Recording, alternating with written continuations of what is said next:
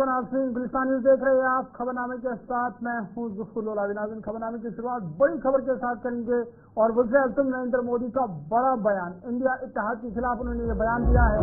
G70 की बात किया और कहा कि इंडिया इत्तेहाद ने कश्मीर के खिलाफ साजिश शुरू की है। वज़ीर-ए-आज़म नरेंद्र मोदी ने कहा कि दफा 370 की बहाली के लिए करारदाद पास की गई है और भारतीय जनता पार्टी के मेंबरान को ऐवान से बाहर निकाला गया। ये बड़ा बयान वज़ीर-ए-आज़म नरेंद्र मोदी का। उन्होंने कहा कि जैसे ही कांग्रेस और इंडिया अलायंस की हुकूमत जम्मू कश्मीर में आई तो उन्होंने कश्मीर के खिलाफ साजिशें शुरू कर दी। उन्होंने कहा कि कांग्रेस पार्टी और उनके अलायंस पार्टी ने आर्टिकल 370 को नाफिज करने के लिए एक बार फिर करारदाद पास की है। उन्होंने कहा कि मुल्क उसे कबूल नहीं करेगा।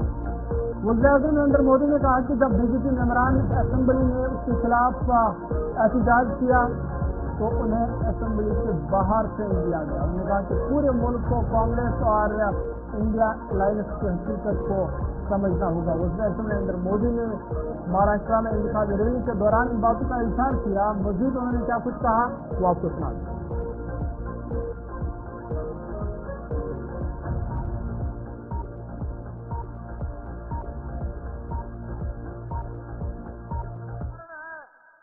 जम्मू कश्मीर, कांग्रेस ने कश्मीर को आर्टिकल 370 के जरिए देश की मुख्य धारा से अलग किया। कांग्रेस ने कश्मीर में बाबा साहब आम्बेडकर का संविधान 75 साल तक लागू नहीं होने दिया। ये कांग्रेस वालों को जवाब देना पड़ेगा। इतने लोग कांग्रेस के राज करते रहे, ये परिवार राज करता रहा। क्या कारण था? बाबा साहब आम्बेडकर का संविधान जम्मू कश्मीर में लागू नहीं हुआ। देश में 2 संविधान चलते थे। ये मोदी आया तब जाके बाबा साहब आम्बेडकर संविधान जम्मू कश्मीर में लगा। और इसके कारण होता था क्या? कश्मीर में दलितों, वंचितों को उनका हक नहीं मिलने दिया। कांग्रेस ने आतंकवाद को संरक्षण दिया, अलगाववादियों का संरक्षण दिया। जो समस्या कांग्रेस ने पैदा की थी, हमने आर्टिकल 370 खत्म करके उस समस्या को भी खत्म कर दिया है। ये 21वीं सदी के भारत के सबसे बड़े फैसलों में से एक है। लेकिन जैसे ही मैं देशवासियों को कहता हूं, जरा जागिए, सचेत हो जाइए।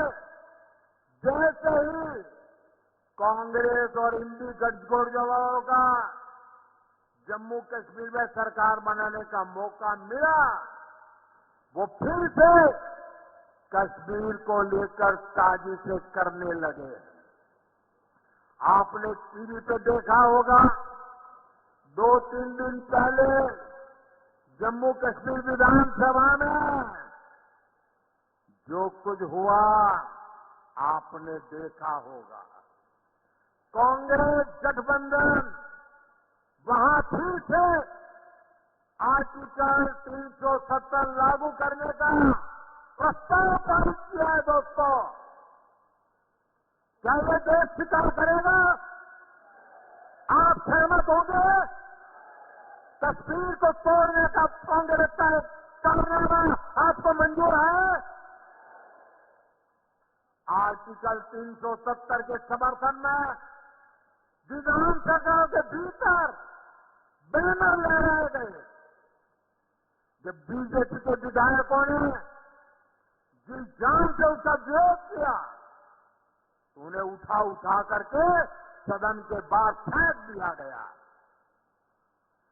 कांग्रेस और उसके साथियों की एक जिनोनी सच्चाई पूरे देश को, पूरे महाराष्ट्र को समझनी होगी। कांग्रेस गठबंधन एक तरफ जम्मू कश्मीर से भारत का संविधान हटाने का प्रस्ताव पास करता है। कांग्रेस ने जो प्रस्ताव पारित किया है ना, इससे बाबा साहब का संविधान जो मोदी वहां ले गया है ना, वो फिर वापिस कर देंगे और जम्मू कश्मीर में बाबा साहब के संविधान को घुसने नहीं देंगे। जम्मू कश्मीर असेंबली में खुसूसी दर्जे को लेकर करारदाद पास होने पर मरकजी वज़ीर दाखिला अमित शाह ने कहा कि नेशनल कॉन्फ्रेंस और कांग्रेस पार्टी ने जम्मू कश्मीर की असेंबली में आर्टिकल 370 को वापस लाने के लिए करारदाद पास की है। उन्होंने कहा कि दफा 370 को कभी भी वापस नहीं आने दिया जाएगा। जो है हमारा है या नहीं है, जोर के बोलो है या नहीं है। धारा 370 हटनी चाहिए थी या नहीं हटनी चाहिए थी? जोर से बोलो, हटनी चाहिए थी या नहीं हटनी चाहिए? कांग्रेस, एनसीपी, नकली शिवसेना, शरद पवार की एनसीपी, ये कहते हैं कश्मीर में धारा 370 नहीं है। अभी कश्मीर की असेंबली में मीटिंग हुई नेशनल कॉन्फ्रेंस के साथ।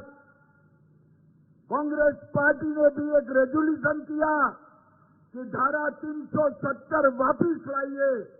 कि कश्मीर जो है भारत का अभिन्न अंग नहीं। मैं आज संभाजी महाराज की भूमि पर कहकर जाता हूं, मेरी बात मानिएगा शरद पवार साहब, आपकी 4 पुश्ते भी आएगी धारा 370। आगे बढ़ते आपको बता दें कि बीजेपी के अरकान असेंबली ने आज असेंबली से वॉकआउट होने पर एक प्रेस कॉन्फ्रेंस की, जिसमें उन्होंने हिजब इक़्तिदार पर कई इल्जाम आयद किए।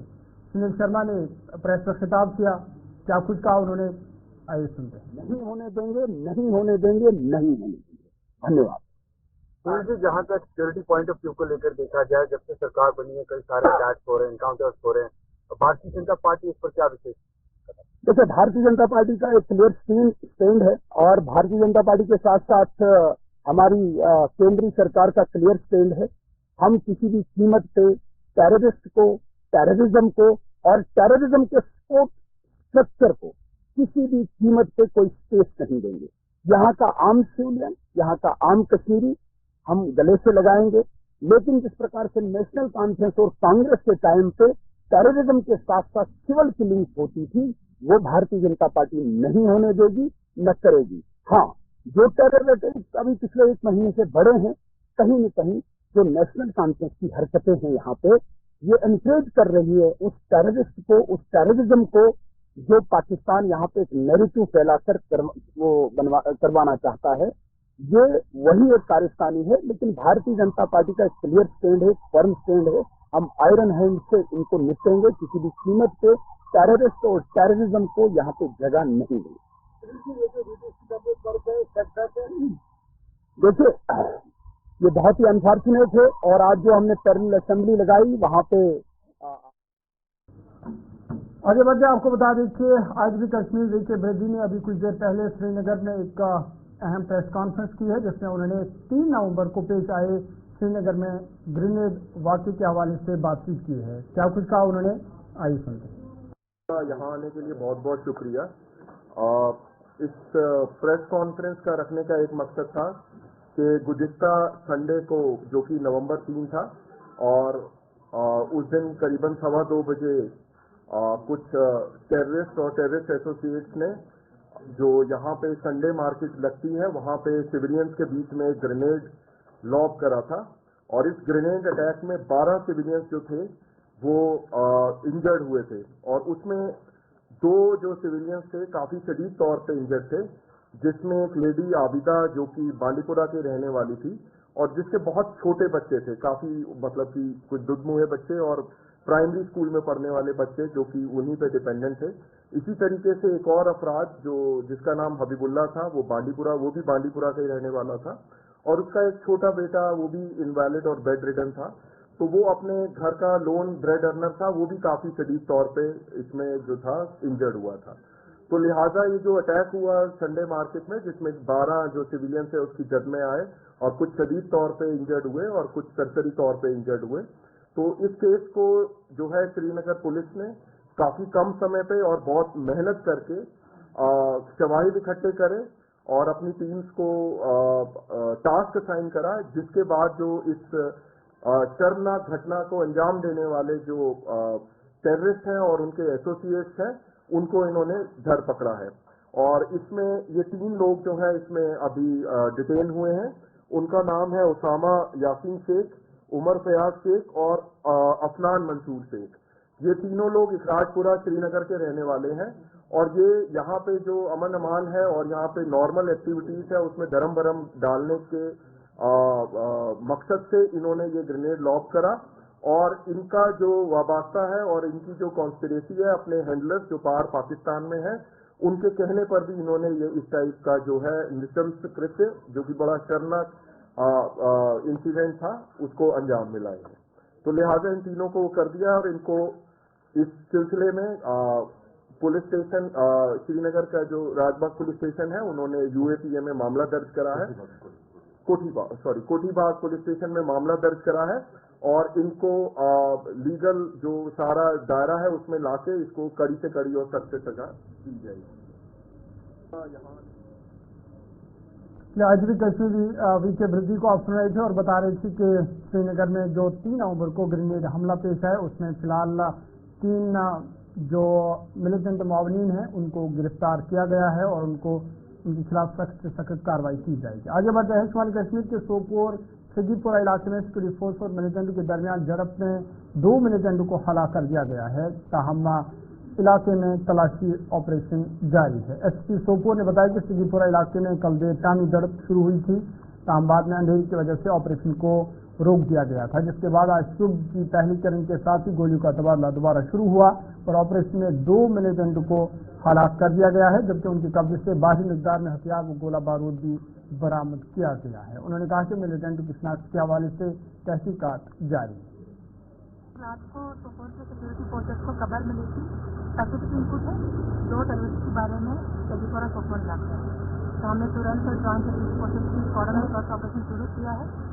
उस वक्त टेररिस्ट ने फायर मैंने खोले थे, फिर ऑपरेशन शुरू हुआ था। फिर हमने रातों रात पूरे सिविलियंस को बहुत सेफ तरीके से इवैक्यूएट किया। फिर अब तक ऑपरेशन चल रही थी।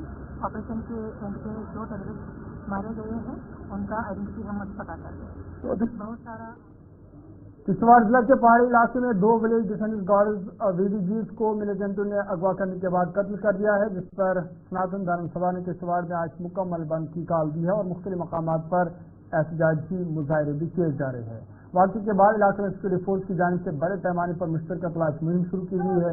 पुलिस के मुताबिक दोनों VDGs अरकान नज़ीर अहमद और कुलदीप कुमार, जो कि कोहली संतवाड़ा के रिहायशी थे, मवेशी चराने के दौरान बालाई इलाकों में लापता हुए थे। बारिजा उनकी लाश की तस्वीर सोशल मीडिया पर वायरल हुई, जिससे उनके अहल खाना ने उनकी शिनाख्त की तस्दीक की है। इधर इस बंद का मिला जुला रद्द-ए-अमल देखा जा रहा है। मामूलाती जिंदगी मुतासर हुई।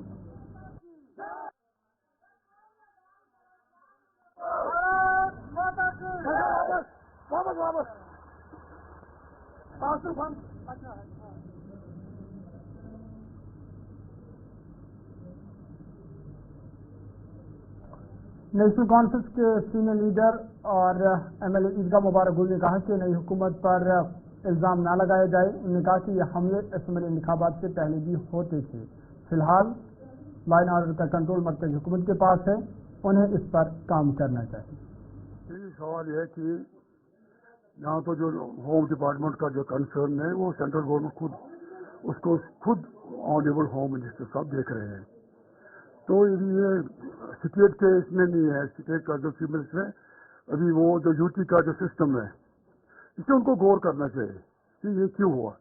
क्योंकि ये नहीं है कि अभी हुआ, असेंबली इलेक्शन में के बाद हुआ, इलेक्शन से पहले भी हुआ। यात्रियों के ऊपर भी बस को अटैक किया गया, जम्मू में काफी अटैक हुए, किश्तवाड़ में अटैक हुआ, राजौरी में, पुंछ में, अब यहाँ भी होने लगा। इसका ये मतलब नहीं कि हुकूमत बन गई तो फिर उसी के इससे ये हो गया मिलिटेंसी की वाक़ात हो रहे हैं। ये हो रहे हैं, इसमें इनको गौर करना चाहिए और बैठना चाहिए। जो भी इसमें स्टेक होल्डर्स हैं ये जो एजेंसीज हैं जिसमें हमारे जो पैरामिलिट्री फोर्सेस है, जम्मू कश्मीर पुलिस है और दूसरी एजेंसी है, उनको बैठ के देखना चाहिए कि ये क्यों हो रहा है। ये आज का नहीं है, हमारे ऊपर मत लगाइए आप। अभी तो 2 दिन 4 दिन हो गए, तो अभी तो हमारे पास जो कंट्रोल नहीं है, होम डिपार्टमेंट का कंट्रोल सेंट्रल गवर्नमेंट के पास है, तो उनको जवाब देना है। ये पार्लियामेंट में जब पार्लियामेंट लग जाएगा तो वहाँ जो भी है मेंबर अपोजिशन।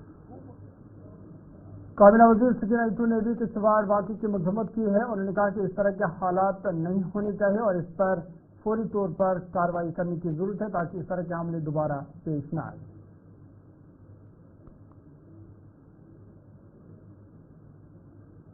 तो बड़ी दुख की बात है, ऐसे हादसा जो है नहीं होने चाहिए।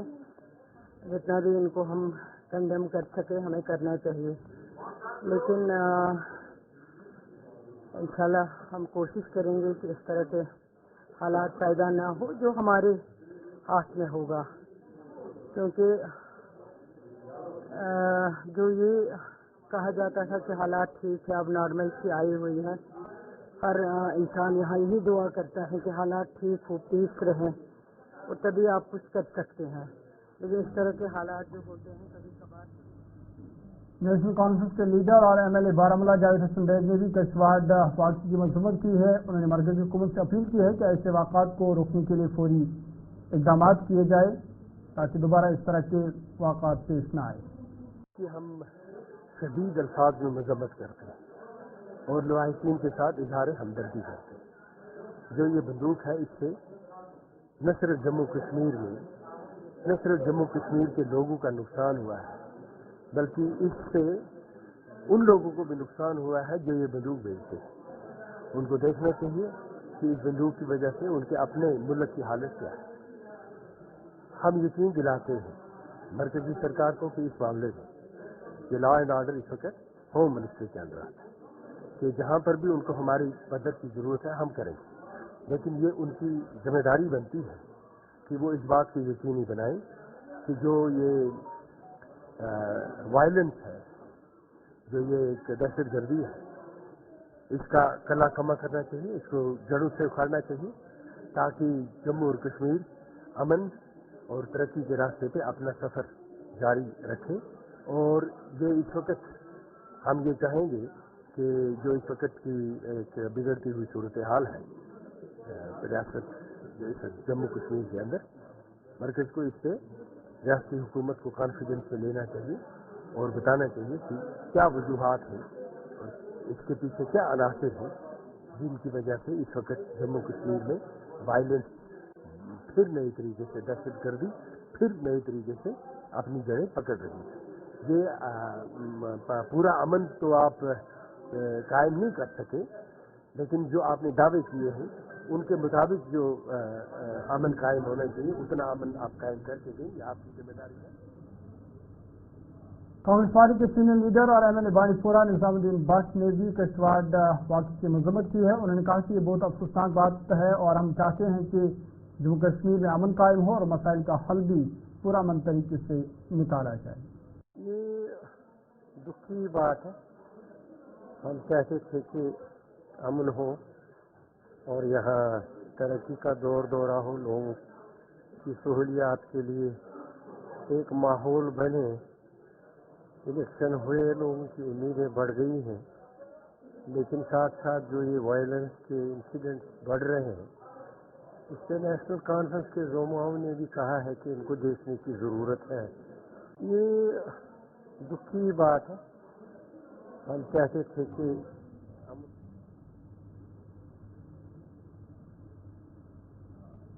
अशबल अनसाक के लोगों ने म्यूनसिपल कमेटी से अपनी नाराजगी का इजहार करते हुए कहा कि म्यूनसिपल कमेटी की जानिब से कस्बा के मुख्तलिफ वार्डों में जो स्ट्रीट लाइटें नस्ब की गई है वो चंद रोज तक चलने के बाद फिर नाकारा हो गई है, जिससे रात के अवकाश के दौरान लोगों का चलना फिरना मुश्किल हो गया है। इस जमाने में एग्जीक्यूटिव अफसर अशबल सैयद मतीन अहमद ने यकीन दहानी कराई कि बहुत जल्द इन लाइटों को काबिल इस्तेमाल बनाया जाएगा।